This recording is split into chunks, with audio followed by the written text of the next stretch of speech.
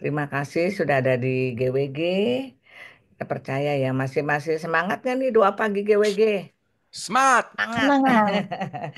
Harus semangat terus ya Pak Ongki ya. Kita ikut Tuhan. Sebelum kita mulai ibadah kita akan buka dalam doa. Mari kita akan satukan hati. Selamat pagi Roh Kudus, selamat pagi Bapak yang baik. Terima kasih Tuhan kalau pagi hari ini kami boleh datang untuk memuliakan namamu Tuhan. Terima kasih atas anugerahmu, kebaikanmu Tuhan. Engkau Bapa bagi kami segala-galanya Tuhan. Terima kasih Tuhan. Pagi hari ini kami boleh mendengarkan puji-pujian Tuhan yang dibawakan oleh Pastor Hendra Tuhan. Biarlah pujian ini boleh mengagumkan nama Tuhan. Demikian juga firman Tuhan yang akan dibawakan oleh hambamu Pastor Ongki Tuhan. Bawa lebih dalam lagi Tuhan. Biar setiap firman yang dikatakan Tuhan boleh menjadi rema buat kami semua. Terima kasih Tuhan untuk hamba-hamba Tuhan yang sudah hadir di doa pagi GWG ini Tuhan.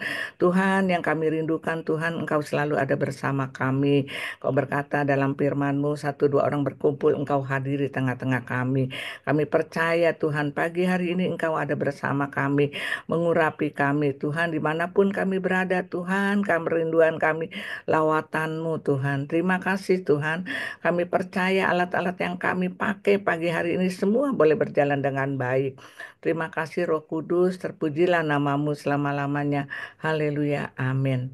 Kita percaya ya melalui puji-pujian ada hadirat Tuhan, ada kuasa Tuhan.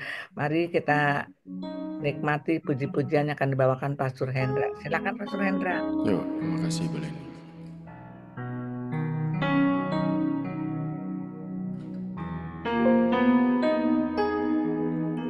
Jiwaku merindukanmu,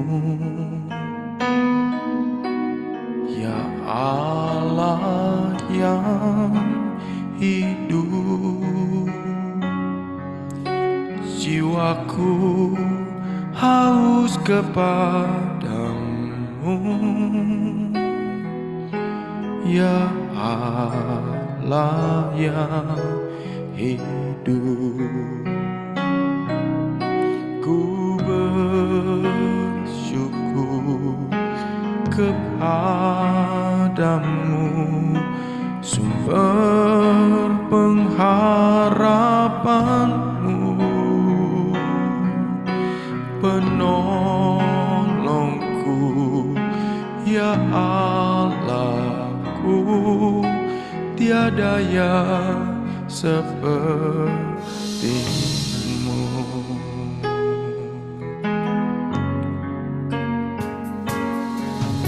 Jiwaku merindukanmu,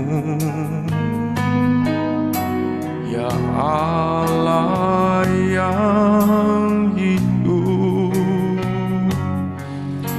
Jiwaku haus kepadamu,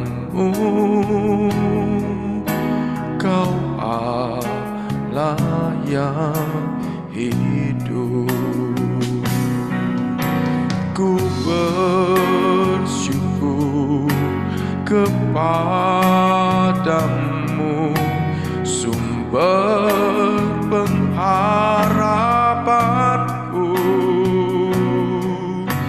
penolongku, ya Allahku, tiada yang sepertimu.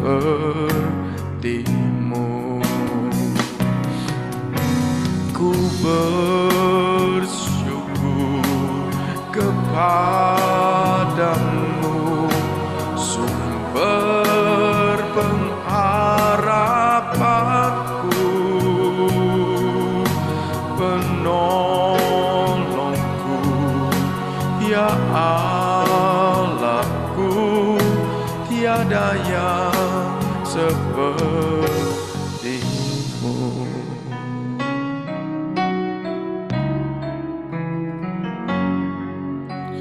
Jiwaku merindukanmu, ya Allah yang hidup. Jiwaku haus kepadamu,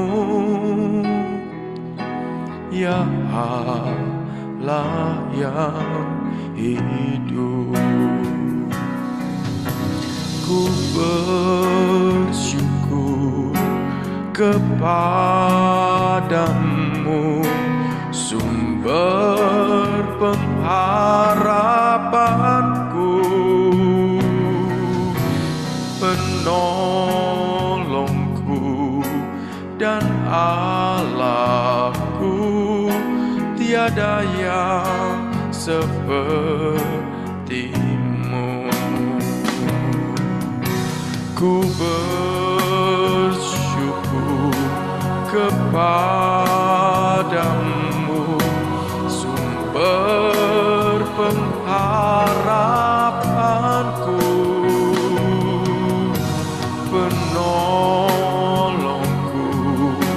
dan Allahku, tiada yang sepertimu. Tiada yang sepertimu,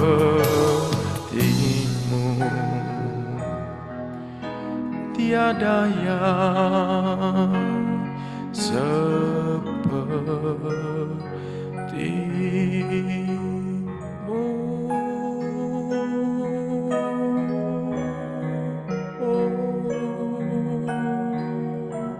Kami merindukanmu, Tuhan. Haleluya.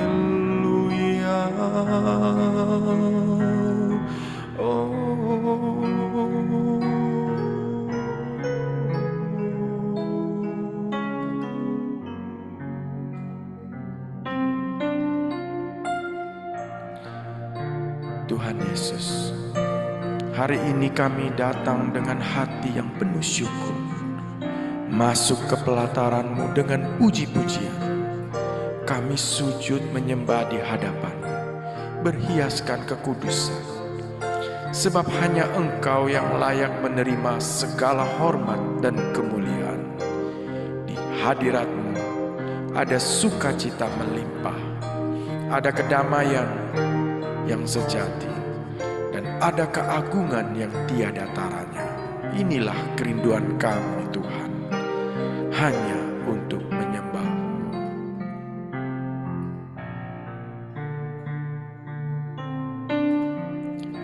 Masuk hadirat-Mu, Tuhan, dengan korban pujian. Masuk hadirat-Mu, Tuhan, berhiaskan kekudusan di hadapan hadirat-Mu, Tuhan. Rasakan kedamaian di hadapan hadirat-Mu, Tuhan. Ku nampak keagungan Yesus, ku sembah Kau, sujud di hadapan-Mu. Keinginan dalam hidupku hanya untuk menyembah-Mu.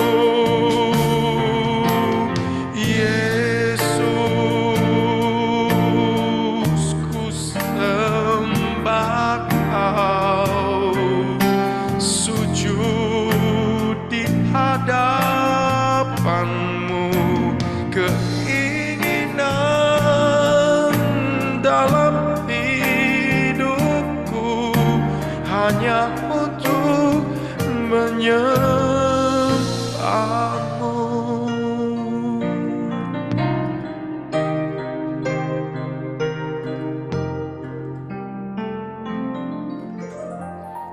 masuk hadirat-Mu Tuhan dengan korban pujian, masuk hadirat-Mu Tuhan, berhiaskan kekudusan, hadapan hadirat-Mu Tuhan, ku rasakan kedamaian di hadapan hadirat-Mu Tuhan, ku nampak keagungan Yesus, ku sembah Kau, sujud di hadapan-Mu, keinginan dalam hidupku hanya untuk menyembah-Mu. Yesus, ku sembah Kau, sujud di hadapan-Mu, keinginan dalam hidupku hanya untuk menyembah-Mu.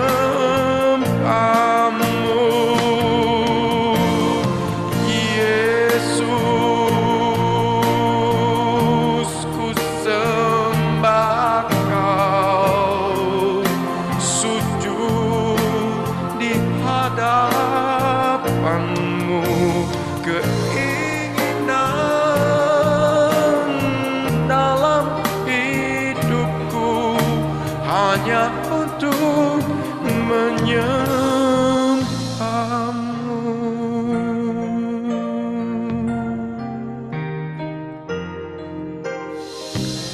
Masuk hadirat-Mu Tuhan dengan korban pujian,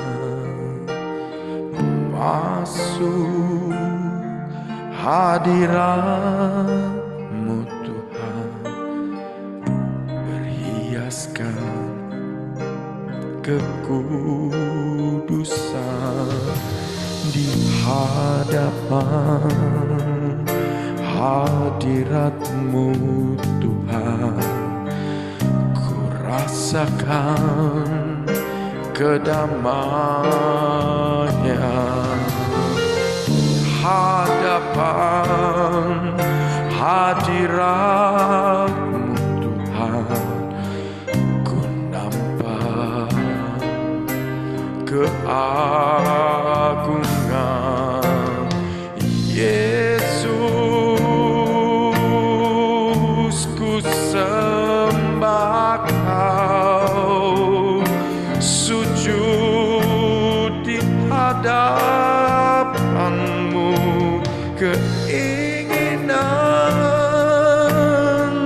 dalam hidupku hanya untuk menyembah-Mu. Yesus, ku sembah Kau, sujud di hadapan-Mu, keinginan dalam hidupku hanya untuk menyembah-Mu, hanya untuk menyembah-Mu, hanya untuk menyembah-Mu.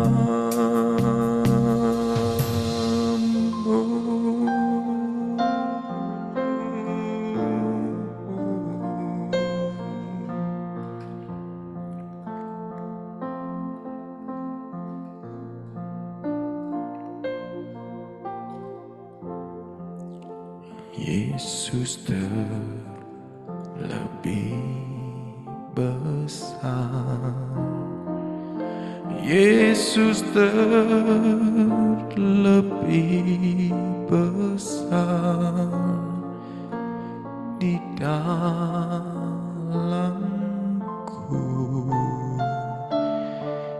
di dalamku.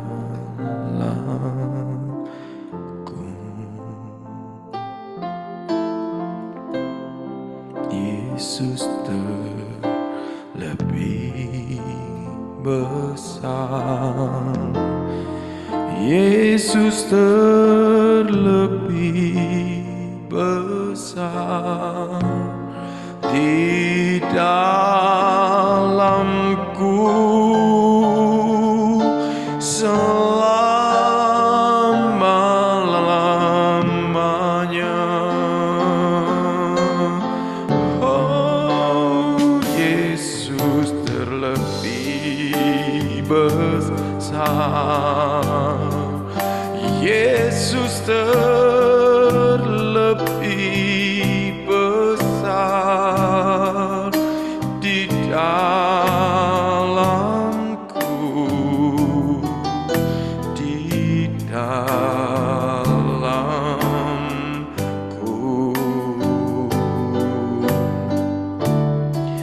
Yesus terlebih besar. Yesus terlebih besar di dalamku selama-lamanya. Yesus terlebih besar. Yesus terlebih besar di dalamku, di dalamku.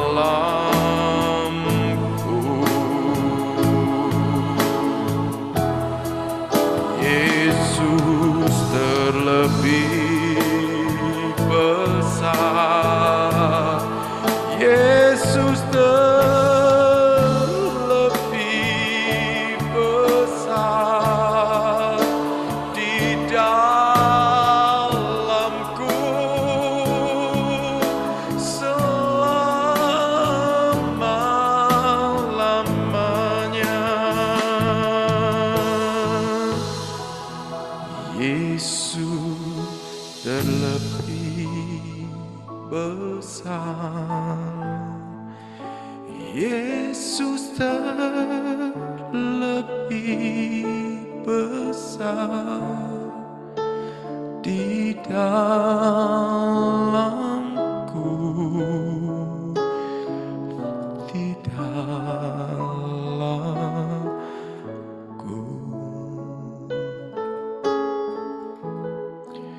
Yesus terlebih besar.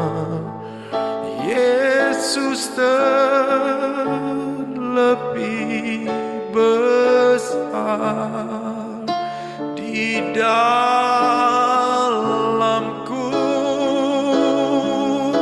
selama-lamanya.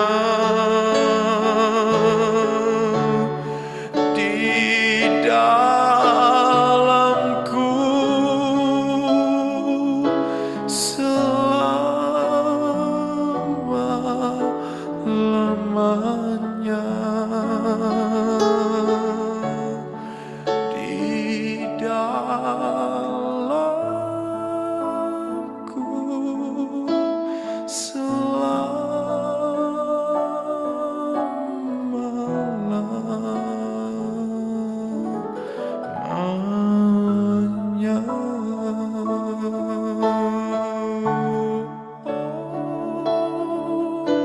Sampai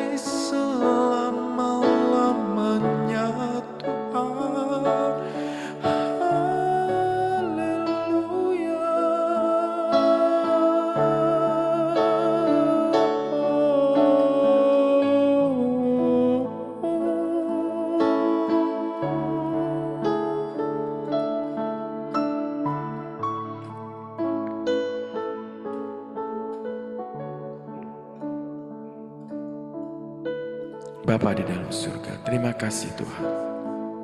Kami mengucap syukur mendapat berkat yang luar biasa, yaitu kehadiran-Mu di tengah-tengah kami.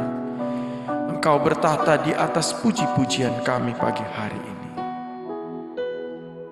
Bapa, sebentar tetap hadirat-Mu. Kami akan mendengarkan firman. Urapi kami melalui firman-Mu ya Tuhan. Biarlah hati ini mengerti apa yang menjadi maksud dari pemberitaan firman ini untuk kami semua. Terima kasih ya Bapa. Di dalam nama Tuhan Yesus kami berdoa. Haleluya. Amin. Silakan Pak Ongki.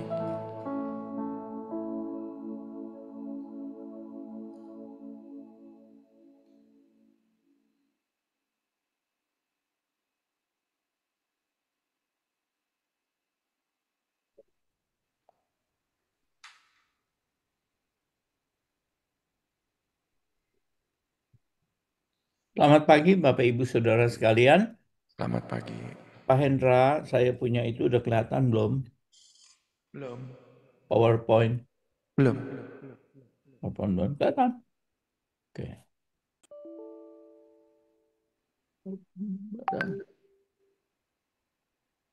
Sekarang?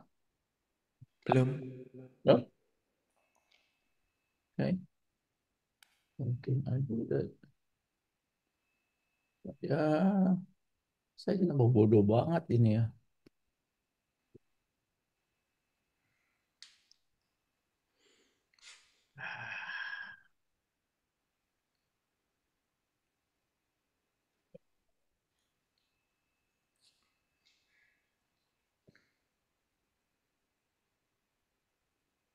Um,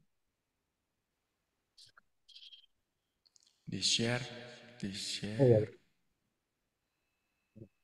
this one, and then this one. PowerPoint is going here.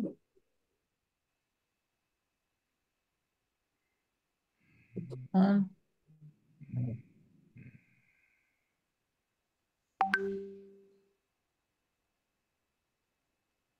you cannot see the share.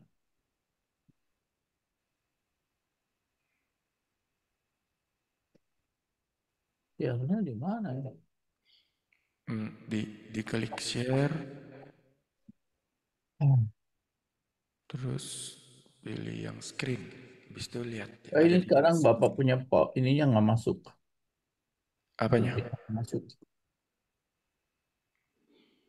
Kodenya I cannot see share. Kalau mau Bapak kirim lewat WA PowerPoint-nya ke saya. Nanti saya yang play.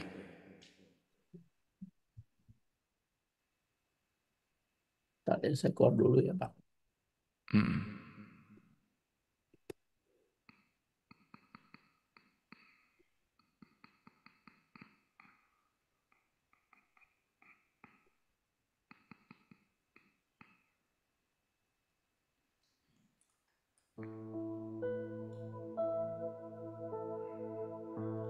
Nah itu udah.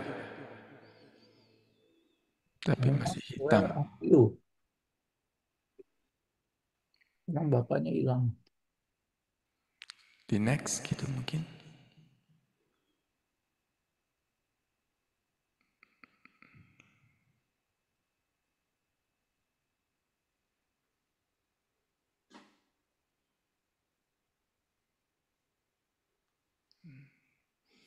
Ya ada gambar cucu. Hah? Nomor cucu. Nah itu cucu 2 orang. Oh, oke. Cucu orang. Cucu dua orang. Nah itu udah masuk tuh PowerPoint-nya. Belum di play. Oke. Ya Saya udah. nggak bisa lihat Bapak, tapi saya nggak apa-apa ngomong aja ya. Ya ini udah ada kok kekerasan dalam rumah tangga. Ya. Bapak Ibu Saudara sekalian, hari ini saya mau bicara tentang kekerasan dalam rumah tangga. Tapi terus terang, saya tahu bahwa pembicaraan kekerasan dalam rumah tangga ini itu tidak cocok buat Bapak dan Ibu. karena saya yakin Bapak dan Ibu tidak ada kekerasan dalam rumah tangga. Tetapi Bapak dan Ibu adalah hamba-hamba Tuhan dan kadang-kadang ketemu kasus-kasus kekerasan dalam rumah tangga.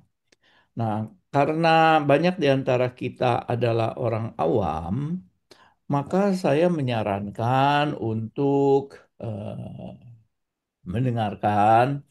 Kalau mau protes boleh. Nanti cerita sama Pak Hendra apakah khotbah-khotbah macam ini dari Ongki Hananto menjengkelkan atau boleh sesekali dimunculkan.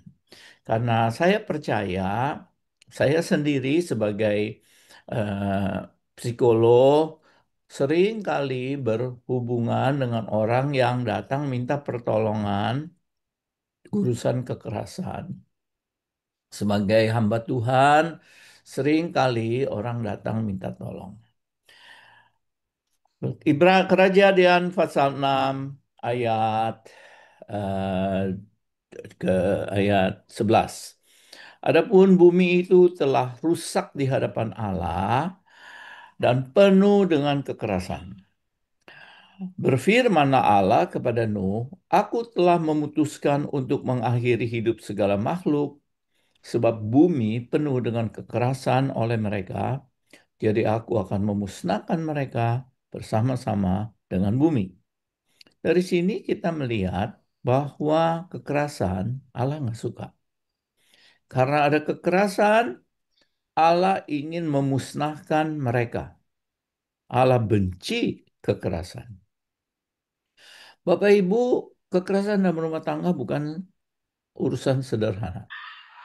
Kalau tetanggamu pukul istri, si perempuan itu lari kepadamu, saudara bisa bikin apa? Teman saudara di kantor, mukanya biru, ditendang suaminya. Dia nangis-nangis cerita. Saudara bisa bikin apa? Saudara cuma bisa elus dada, bilang laki jahat sama perempuan. Memang biasa jenis laki yang pukul, tempeleng, tonjok, tendang istri atau anak, itu laki bejat. Kesian si istri, kesian si anak. Survei pemberdayaan perempuan dan perlindungan anak, jadi Indonesia punya pemerintah, itu bikin riset. Dan mereka punya riset dapatkan bahwa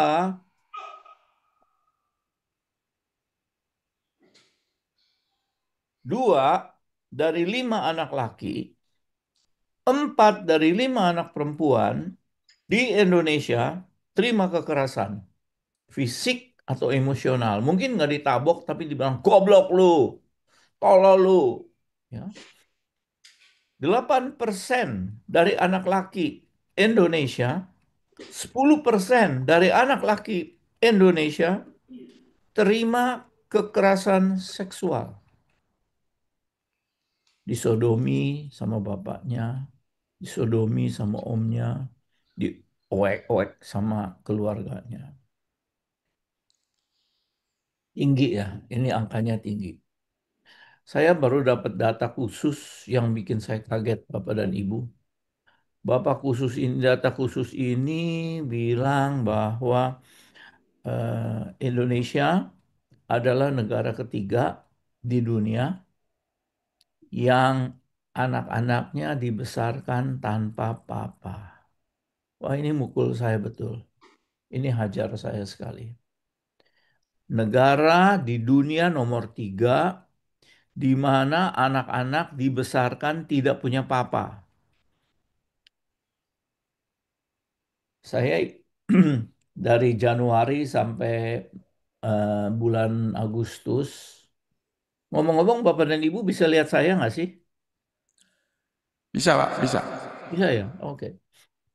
Ngomong-ngomong ya, dari bulan Januari sampai bulan Agustus tuh saya tuh kan iseng pulang ke Indonesia berkali-kali. Nah di Australia itu saya kan nggak punya banyak teman. Dan di Australia itu saya susah untuk ketemu orang untuk ngajak ngobrol. Padahal saya ini orangnya cerewet.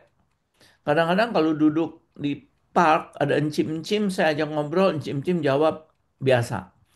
Tapi kalau saya lagi duduk, kemudian sebelah saya ada opa-opa satu lagi duduk, saya ajak ngobrol, dia nggak jawab. Atau dia ngomong seadanya terus dia pergi. Dia pikir ini orang gila kali.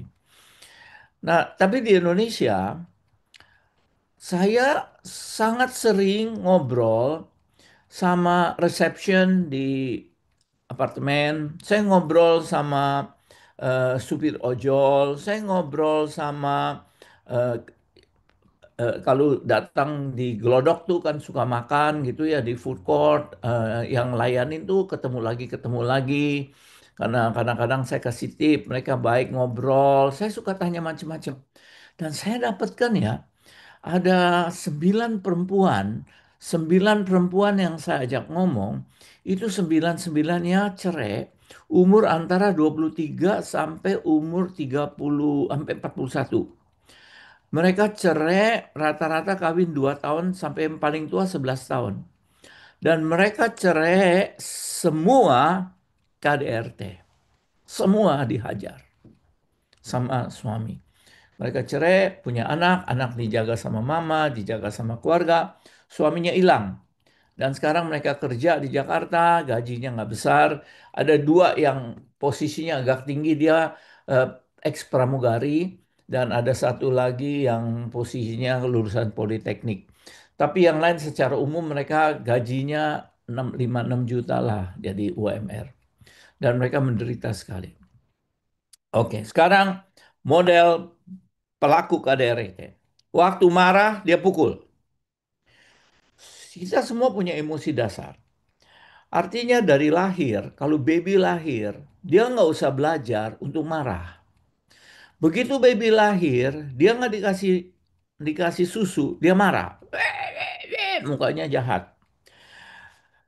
Dia bisa ngamuk. Jadi emosi dasar begitu lahir punya emosi dasar. Nah, tapi pada waktu orang makin besar, dia hanya belajar ekspresikan marah dalam bentuk pukul. Kalau dia marah, dia cuma bisa pukul. Dia nggak bisa ngomong baik-baik. Dia cuma bisa gebuk. Nah, pria yang dibesarkan dengan pengertian kalau marah pukul, kalau marah pukul, ini pukul mama, pukul adek, pukul bapaknya, hidupnya marah. Dan yang kedua, yang tipe yang kedua adalah orang yang tidak pernah belajar mengekspresikan kemarahannya. Ya, ini seperti yang pertama, tapi ini lebih jelek lagi karena pada waktu dia besar, dia tuh diajarin di sekolah kan, dia nggak bisa belajar. Kalau marah, ekspresinya yang dia pikir cuma pukul, dia bully adik-adiknya. Nah, ini pada waktu di rumah, dia juga belajar. Karena papanya kalau marah suka mukul. Kalau mamanya marah, mamanya melotot. Mamanya pukul. Malahnya cakar. Terus dia lihat mama sama papa juga begitu. Mama sama papa berantem. Mama cakar papa, papa tabok mama. Mama jambak rambut papa. Papa tendang mama. Dari kecil dia belajar. Oh, kalau marah bisanya cuman pukul. Tipe laki-laki ketiga, dia marah untuk tunjukkan kekuasaan. Istri itu adalah orang yang harus dikuasai. Suami seperti ini merasa waktu kawin dia perlu didik istri. Nah, ini sering datang dari keluarga etnis tertentu. Saya nggak mau sebut etnisnya, tapi ada etnis di Indonesia yang kalau istri ngelawan ditabok. Karena suami itu adalah trainer di sirkus di mana istri itu singa yang harus ditunduki. Ya. Mereka mungkin bukan berasal dari keluarga tukang pukul, jadi di rumahnya tidak ngalamin lihat papa pukul mama. Dia juga bukan berasal dari keluarga yang menganggapnya keluarga yang yang berantem di rumah, tapi dia secara adat, secara etis, laki-laki itu harus pukul istri. Dan etnis seperti ini ada beberapa di Indonesia. Pria seyogyanya tampar istri. Suami adalah kepala. Istri binatang liar. Kudu dibikin jinak. Jadi harus kasih lihat who is the boss. Tipe ini paling susah berubah. Tanpa intervensi Roh Kudus. Tanpa ada pertolongan adik kodrati. Sampai mati. Dia akan tetap punya sifat seperti ini. Kalau kita nasihati, kalau dia Kristen, dia ikut kebaktian, kita nasihati, dia bilang gini, enggak lah, istri itu tuh mesti diajar adat. Anak tuh mesti taat sama papa mama. Jadi latar belakang kebudayaan, etnis, gaya pendidikan tertentu. Tipe 4 ya, istri lebih jago. Istrinya lebih jago. Istri lebih jago ini dianya gaji 10 juta, istrinya kerja di perusahaan bisnis, disayang bos, gajinya naik, naik, naik, naik, naik, naik. 50 juta, 60 juta sebulan.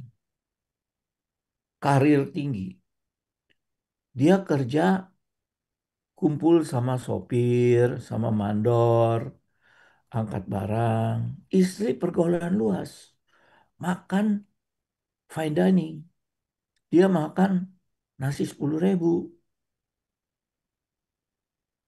Terjadilah satu ketidakseimbangan.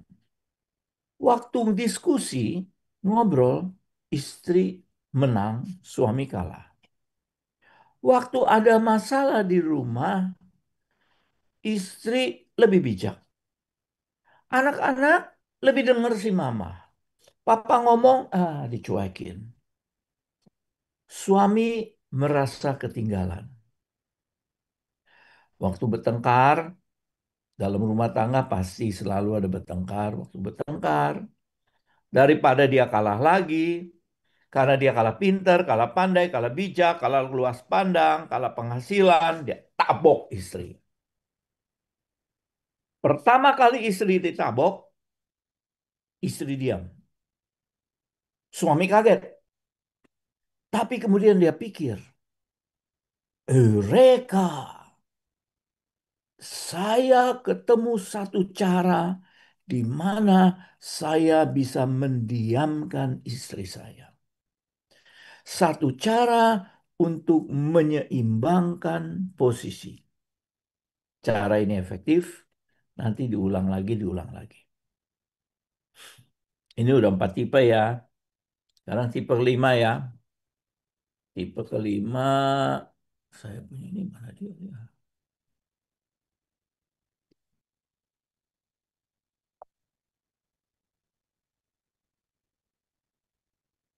Nah, tipe tidak sengaja. Tipe tidak sengaja. Ini keluarga baik-baik nih. Bisa keluarga pendeta, bisa keluarga saya, bisa keluarga keluarga siapa-siapa saja. Bukan bukan tukang pukul. Kita bukan tipe yang pertama. Setiap marah ekspresinya mukul. Bukan tipe yang kedua yang tidak ngerti cara lain selain daripada pukul. Kita bukan tipe tiga. Bukan dari latar belakang etnis suka mukul. Kita bukan keempat. Kita nggak kalah daripada istri. Dengar baik-baik. Yang model ini bisa terjadi di semua rumah tangga. Bisa dilakukan oleh hamba Tuhan, bisa. Pendeta, bisa. Orang biasa, bisa. Sayang istri, bisa. Ceritanya begini. Ini kodrat laki-laki. Lagi ribut ya. Di rumah tangga kan biasa ribut nih. Frustrasi. Ribut, ribut, ribut, ribut, ribut. Berkembang jadi agresi, ngomong keras. Biasa, bisa kan dalam rumah tangga bapak dan ibu ngomong sama-sama keras? Bisa kan? Mulai agresi. Agresi apa? Mulai ngomong nyakitin. Mulainya ngomong nyakitin, mulai ada ngomongan-ngomong yang bertengkar, mulai makin muncak, frustrasi. Frustrasi itu, iya dia benar ngomong benar tuh. Aduh, dia ngomong benar. Frustrasi artinya saya kepingin ngomong benar tapi dia benar. Gondok di sini. Makin emosi. Terus dia wah, istri bilang, coba kalau berani pukul-pukul. Coba kalau berani pukul. Dia pukul istri. Waktu dia pukul istrinya ini terjadi karena kehilangan kendali. Sesudah dia pukul istri, dia nyesel luar biasa. Dan kondisi ini bisa terjadi sama setiap laki-laki. Sebelumnya nggak pernah punya minat mau pukul istri. Nggak sengaja. Udah ya, sekarang saya ngomong tipe istri ya. Tipe istri nomor satu, istri penantang. Kita hidupkan laki sama perempuan sama kan. Duduk sama tinggi, duduk sama rendah. Nah, saya mau kasih tahu bahwa kadang-kadang ada perempuan-perempuan yang kalau ngomong tuh suka nantang. Kalau si laki ini pernah hidup lihat papa pukul istri, tapi dia berusaha untuk tidak pukul istri.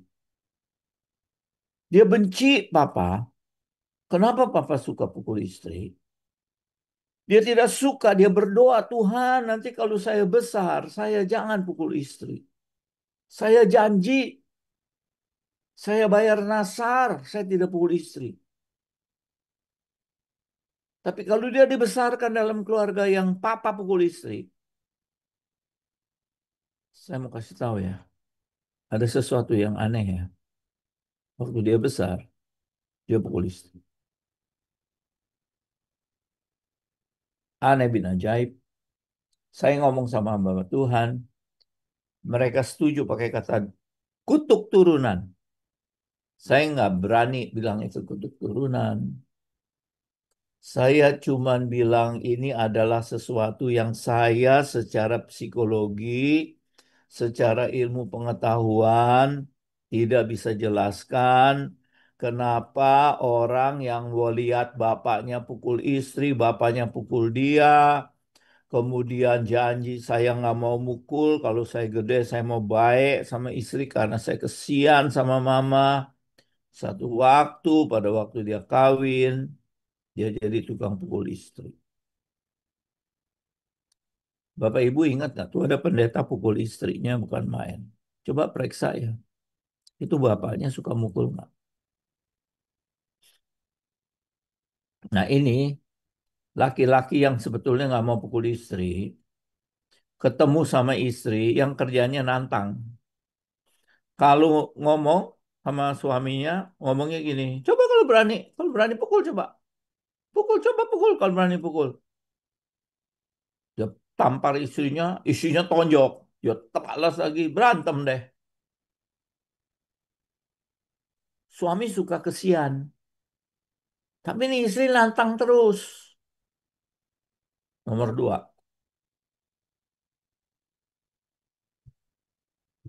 istri ini tergantung sama suami secara absolut.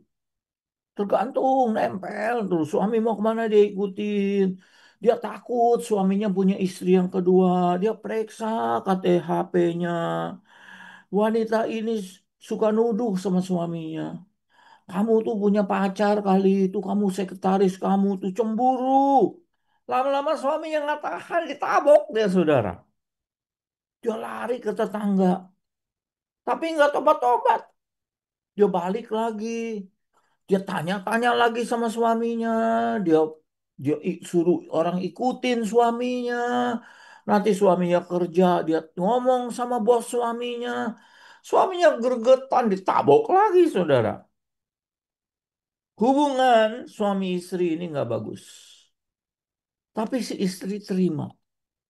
Karena hubungan yang tidak bagus lebih baik daripada tidak ada hubungan. Daripada suami diambil orang.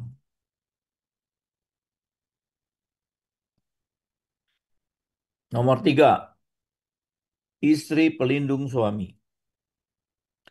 Pada waktu seorang wanita menikah dengan seorang pria yang tidak bertanggung jawab, yang suka mukul istri, dia akan bela suaminya, dia akan lindungi suaminya, dia jaga rahasianya. Kalau misalnya dia dipukul, dia tutup mukanya pakai bekas pukulan. Kalau ditanya dia pergi sendiri, ditanya suami kemana? Suami lembur, padahal habis berantem. Apa hubungan kamu sama suami kamu baik-baik aja? Oh, saya bahagia. Pakai syal. Kenapa di sininya bekas merah ditabok suami? Dia lindungin suaminya.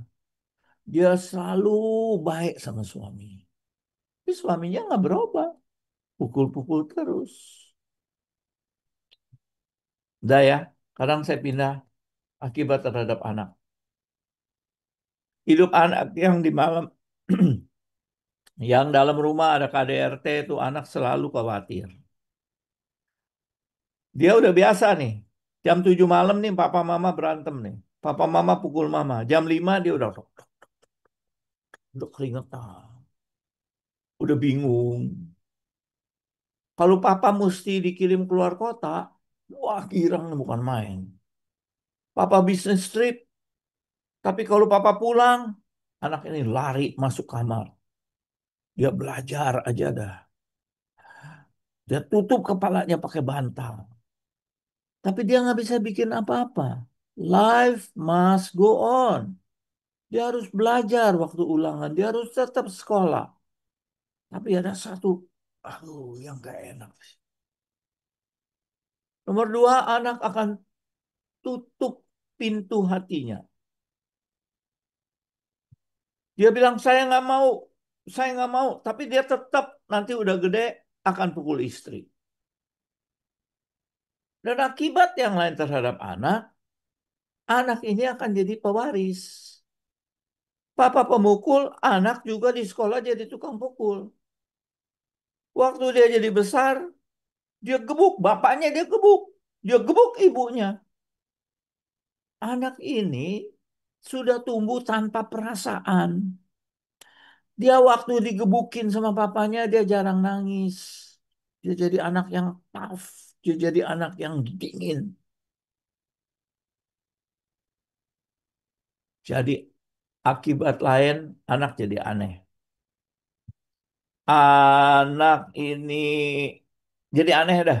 Dia bisa jadi preman, dia bisa eh, jadi manipulatif, dia jadi bisa orang tukang tipu, dia suka ngerjain istri, dia selalu menganggap pasangannya itu nggak ada arti apa-apa, dia bisa main gila di luar, dia jadi aneh. Dan kesiannya, selain daripada aneh itu dia kesian sama dirinya sendiri. Dia rasa kosong di dirinya sendiri. Dia rasa minder. Pemicu.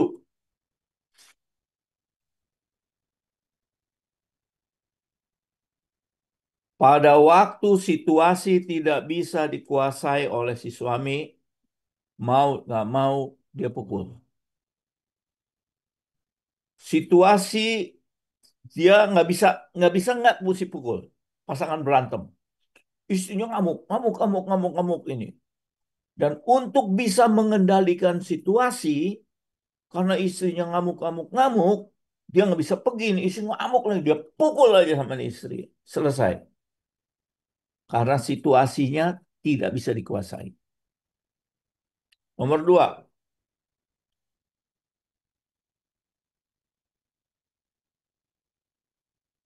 pada waktu dia dipermalukan. Waktu istrinya bilang, Pak, aku tahu tuh ya, kamu tuh nyuri uang kantor ya. Kamu kamu korupsi duit kantor ya. Enggak, kamu nih terbukti nih, barusan bos kamu tuh kasih tahu tuh kamu nyolong duit kantor. Ya gitu aku tahu ya, kamu sama sekretaris direksi itu suka main gila ya. Dia dipermalukan, dia dipojokkan, dan untuk tutup malu dia pukul istri pada saat dia terancam, waktu harga dirinya terancam. Daripada harga diri hancur, dia pukul istri. Tipe satu yang rada jelek adalah satu tipe yang memang laki-lakinya.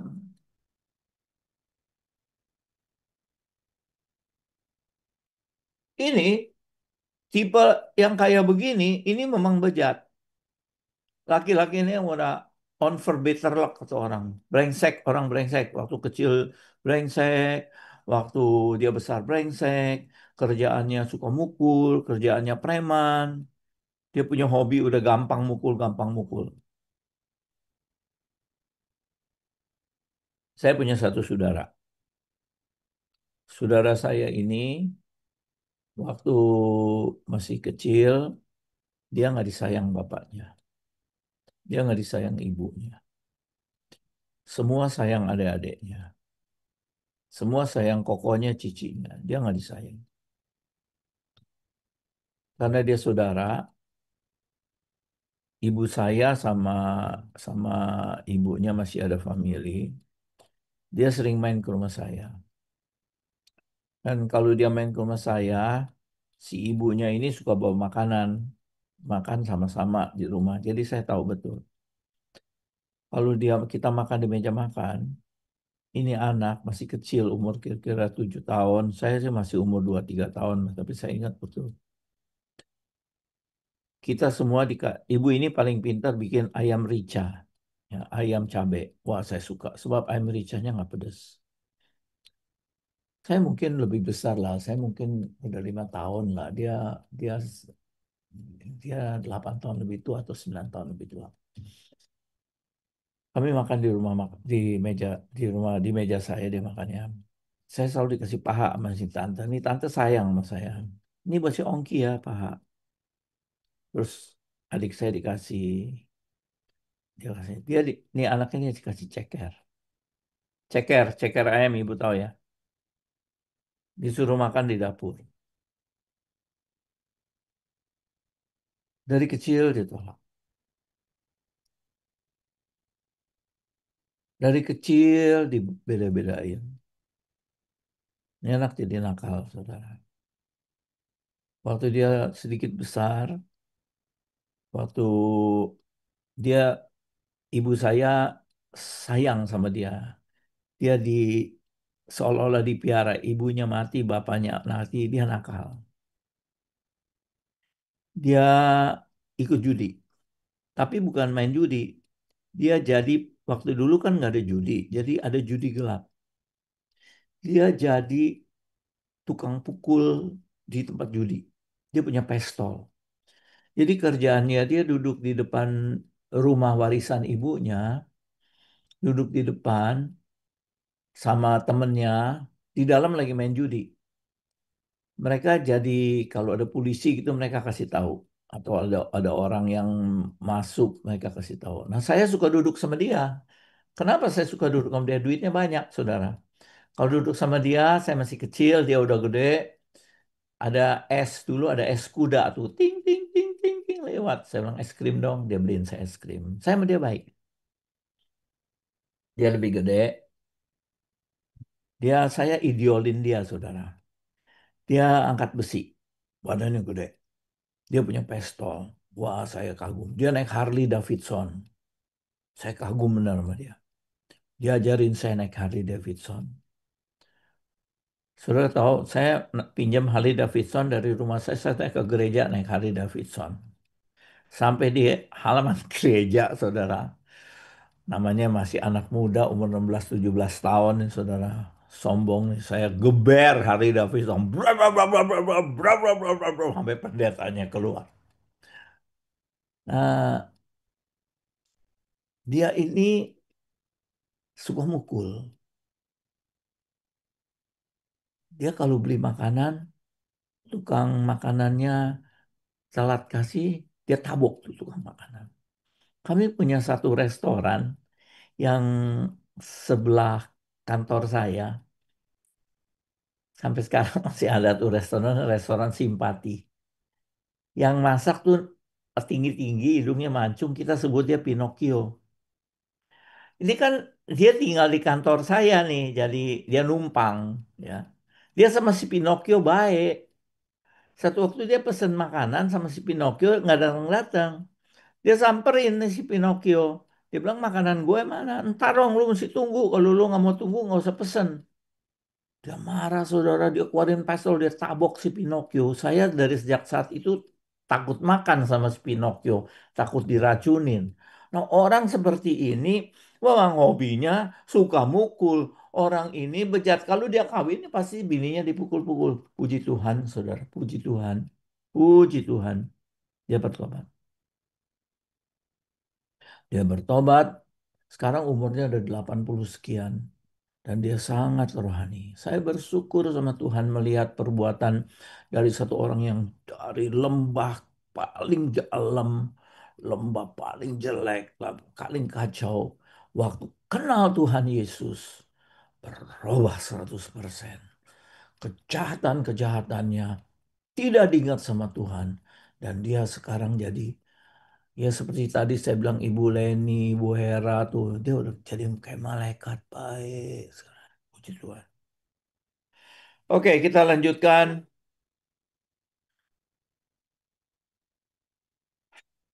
akibat ya. Semua pemukulan kepada istri itu akan membuat harga diri daripada wanita itu hancur ya. Seberapapun sederhananya wanita, wanita yang paling tidak terdidik, wanita yang tidak sekolah, pokoknya kalau dipukulin sama suami dia tidak punya harga diri ya. Hidup tidak tentram, damai tidak ada, dan yang ada adalah marah, benci, kepahitan, dan nanti akan kepengen balas, tapi nggak tahu. Jadi nanti kepengen balas sama society, kepada lingkungan. Orang-orang ini kalau diajak bergaul nggak enak. Anak-anak yang dibesarkan dalam keluarga yang KDRT itu malu sama teman-temannya. Dia orang nggak mau teman main di rumah. Dia mau main di rumah teman. Sebab apa? Kalau teman main di rumah, teman akan lihat papa pukul mama. Mereka isolatif. Dan yang paling berbahaya, mereka merasa pantas dipukul. Mereka merasa emang mestinya nasib gua dipukul. Bagaimana mengatasi?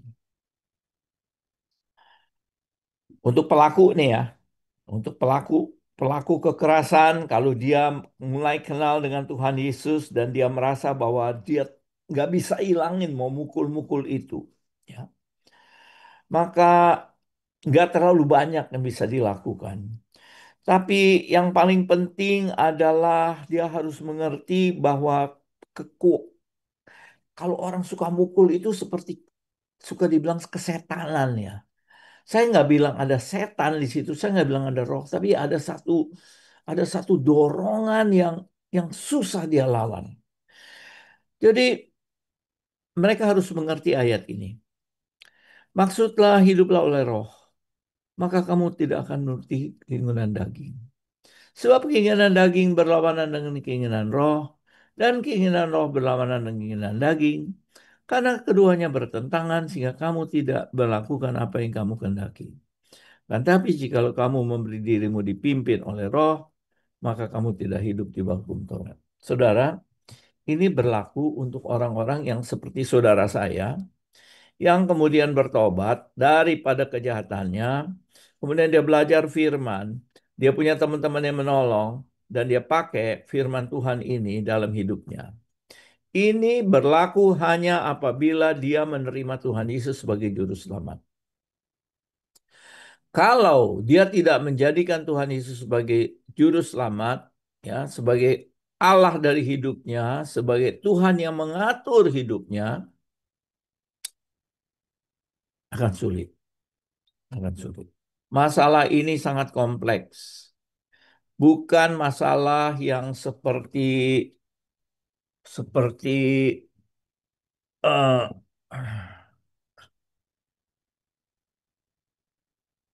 sebentar, sebentar.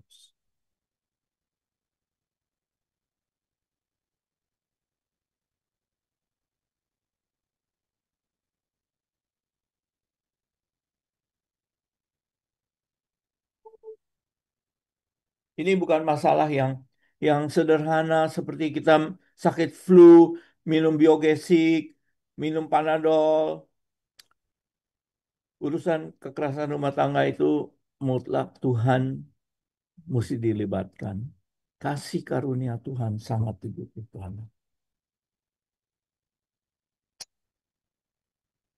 Tiap pagi harus hubungan sama Tuhan, harus baca firman, hafal ayat.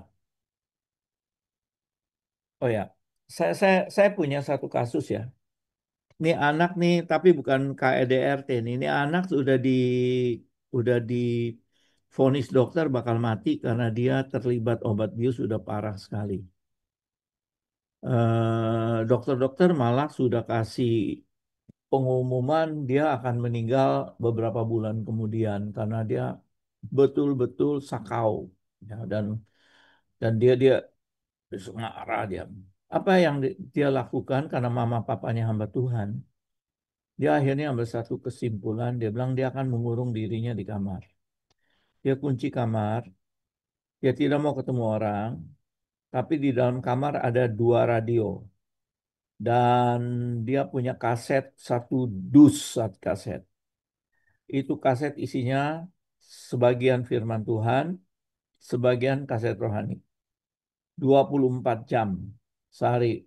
Itu dia dengar kaset firman Tuhan nyala, kaset rohani dengar, dia dengar, dengar, dengar, dengar, dengar. Saya kenal keluarga ini. Saya lihat anak ini. Saya tahu bahwa hopeless, tidak ada jalan keluar. Ya, kalau saya nggak salah 1 bulan, saudara. 1 bulan dia di dalam kamar. Dia cuma dengar firman Tuhan. Dia cuma dengar lagu-lagu. Hari ini dia jadi manajer dari bank.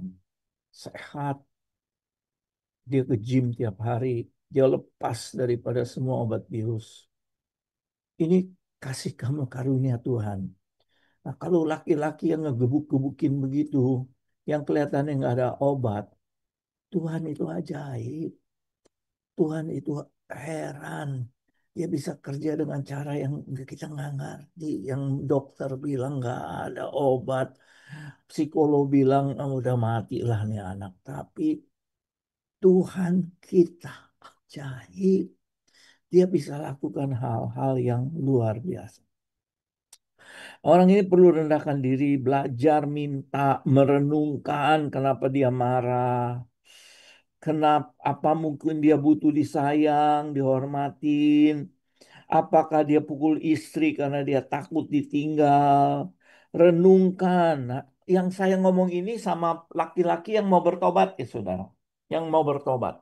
Ya, kalau dia nggak mau bertobat, kalau dia tidak dijamah sama Tuhan, kalau dia tidak ada belas kasihan Tuhan, ceritanya nggak tahu. Tetapi di sini saya mau kasih tahu bahwa ada istri yang bisa mendoakan, ada grup yang bisa mendoakan. Dan kalau Tuhan punya belas kasihan sama orang ini, doa istri, satu coverage prayer, itu ajaib. Tuhan kita ajaib. Ada cara-cara yang kita tidak mengerti Tuhan ajaib. Orang ini perlu belajar, kalau marah jangan ngomong. Kalau marah dia mesti diam. Diam. Nah, saudara, cara lain adalah eh, ngo- cari satu orang yang dia hormatin untuk ngomong sama dia. Ini nasihat nggak banyak guna, ya.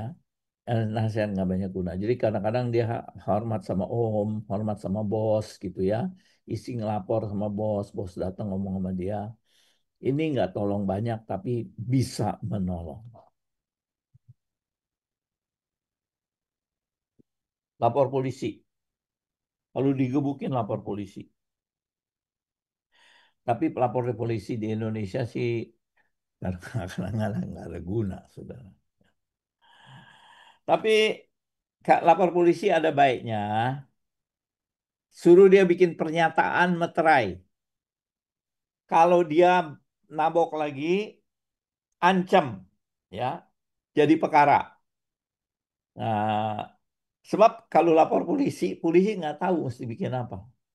RT nggak tahu mesti bikin apa. Jadi satu-satunya bikin surat di atas meterai. Nanti kalau saya dipukul lagi, saya akan gunakan surat ini untuk menuntut kamu. Dan pada umumnya kalau ada polisi datang, itu laki-laki itu biasanya pengecut. Karena banyak laki-laki yang suka pukul istri, itu adalah laki-laki pengecut. Pak Ongki, mohon Ya, maaf nih waktu habis. waktunya. Saya udah selesai.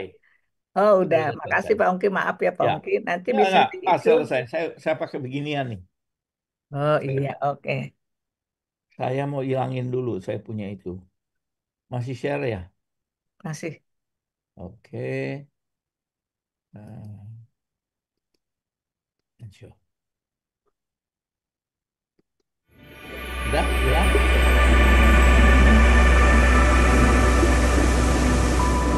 Udah hilang ya. Udah.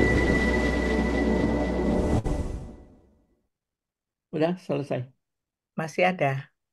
Apanya masih ada? Keluar gambar Gambarnya. lagi. Gambar anak. Gambarnya masih ada. Ada. Ayo. Seorang ibu bawa anak dua. Oh, ini anak saya nih. Oh.